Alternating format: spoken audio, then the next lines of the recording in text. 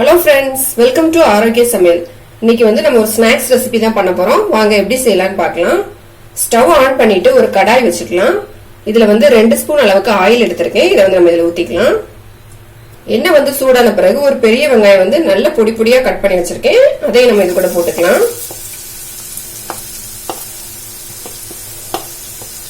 இந்த எண்ணெயில வந்து வெங்காயத்தை நல்லா வதக்கிக்கலாம்.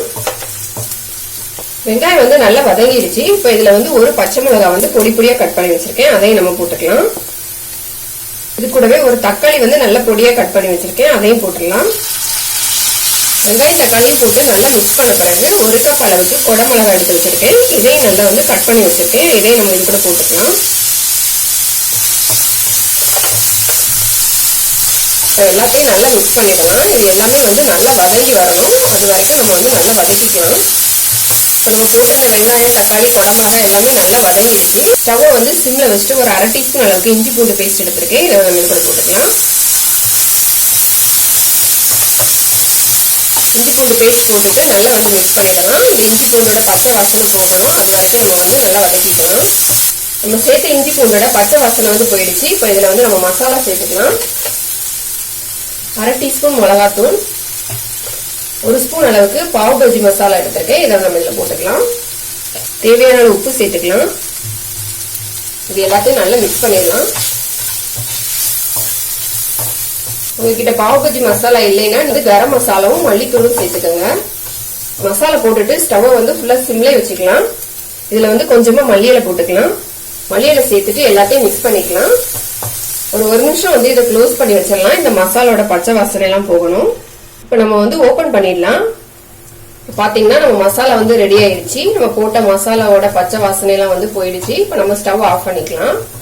இப்போ நான் வந்து ஒரு 6 பன் எடுத்திருக்கேன். இதை வந்து ஒரு கத்தி வச்சுட்டு நம்ம 2ஆ கட் பண்ணிக்கலாம். ஃபுல்லா கட் பண்ணாண்டா இந்த அளவுக்கு இப்படி கட் பண்ணா போதும். இதே மாதிரி நம்ம எல்லாத்தையும் கட் பண்ணி வச்சிடலாம்.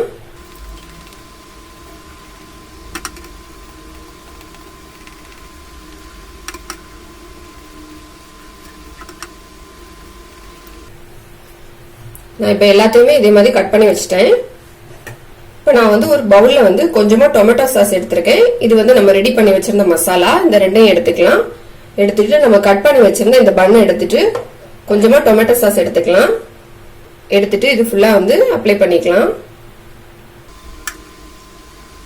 இந்த மாதிரி டொமேட்டோ சாஸ் வச்சுட்டு நம்ம ரெடி பண்ணி வச்சிருந்த இந்த மசாலா வந்து இதுக்கு மேல வச்சிடலாம். எந்த அளவுக்கு பிடிக்குமோ அந்த அளவுக்கு வச்சுக்கோங்க.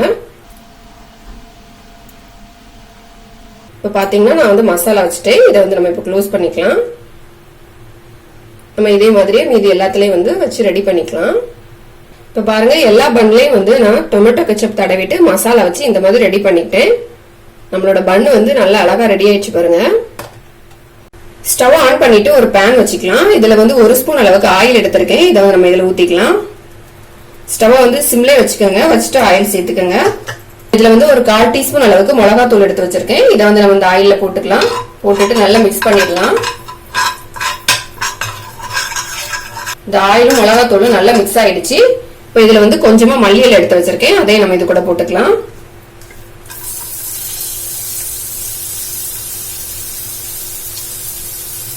மல்லியிலை சேர்த்துட்டு இதையும் நல்லா மிக்ஸ் பண்ணிக்கலாம். நல்லா மிக்ஸ் பண்ணிட்டு மல்லி இலை மிளகாத்தூள் வந்து எல்லா இடமும் படும்படி நல்லா இந்த பேன்ல வந்து ஸ்ப்ரெட் பண்ணி விட்டுறலாம். இந்த மாதிரி ஸ்ப்ரெட் பண்ண பிறகு நம்ம ரெடி பண்ணி வச்சிருக்க பண்ணை எடுத்து இதுல வச்சுக்கலாம். இந்த மசாலா வந்து எல்லா இடம் படணும். லைட்டா இந்த மாதிரி கை வச்சு நீங்க வந்து எல்லா இடம் இப்படி கவர் பண்ணிக்கோங்க.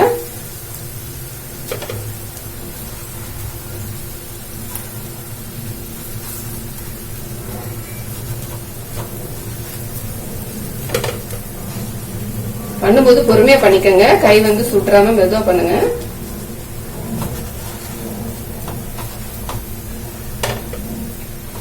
இந்த மசாலா எல்லாமே பிரெட்ல படும்படி நல்லா வந்து கவர் பண்ணிட்டேன். இப்ப நம்ம வந்து இதுல இருந்து எடுத்துடலாம். இது வந்து ரொம்ப நேரம் வைக்காண்டா, நம்ம இந்த மாதிரி பண்ணிட்டு அதனால எடுத்துடலாம் இதுல இருந்து. இப்ப நம்மளோட பன் வந்து ரெடி ஆயிடுச்சு. ஈவினிங் டைம்ல இதே மாதிரி நீங்க சூடா செஞ்சு சாப்பிடுங்க. ரொம்ப டேஸ்டா இருக்கும். இப்ப நம்ம எல்லாத்தையும் எடுத்துடலாம்.